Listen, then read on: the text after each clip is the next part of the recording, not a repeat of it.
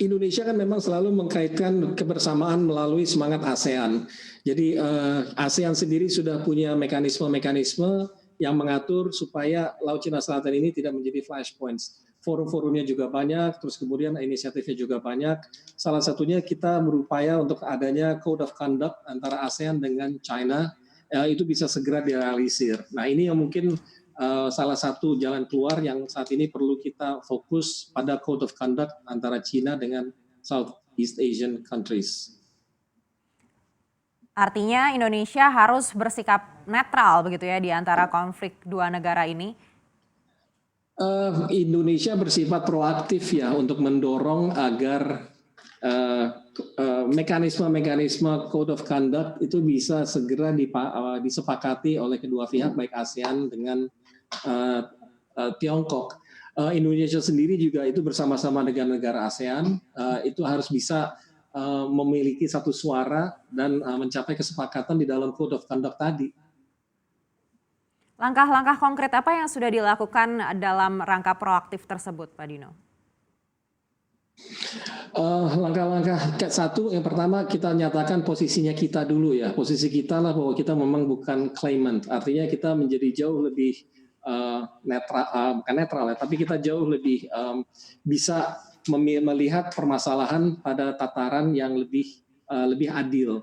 Karena kita juga sebagai non-claimant, kita juga memiliki posisi yang jauh lebih jernih. Tapi di sisi lain kita juga memang memiliki persinggungan-persinggungan dengan Tiongkok dari segi ZEE di 200 mil dari perbatasannya kita dari Natuna. Nah, di sini kita juga sudah menyampaikan sebuah nota pemberitahuan di PBB beberapa waktu yang lalu yang menyatakan posisi kita terhadap Laut Cina Selatan. Ini saya pikir sudah banyak diberitakan ya di media-media. Dan posisinya kita ini sudah jelas merupakan pengulangan dari posisi dasarnya kita, bahwa kita tidak mengakui adanya Nine Dash Line dari Tiongkok tadi. Nah, di samping itu juga kita juga mengencourage negara-negara ASEAN untuk melakukan langkah bersama untuk mengedepankan yang pertama yang seperti dikatakan adalah Code of Conduct tadi. Code of Conduct kita ini supaya terjadinya transparansi dan juga saling percaya antara sesama negara ASEAN tapi juga dengan Tiongkok. Apa sebenarnya yang menjadi tantangan terbesar bagi Indonesia untuk bisa mendukung perdamaian di Laut Cina Selatan? Tantangan yang terbesar, kalau saya melihat dari segi kita China adalah bagaimana kita bisa menimbulkan trust ya. Dan ini sangat normatif. Trust di sini adalah bahwa perdamaian itu adalah sesuatu yang dicarikan oleh semua pihak.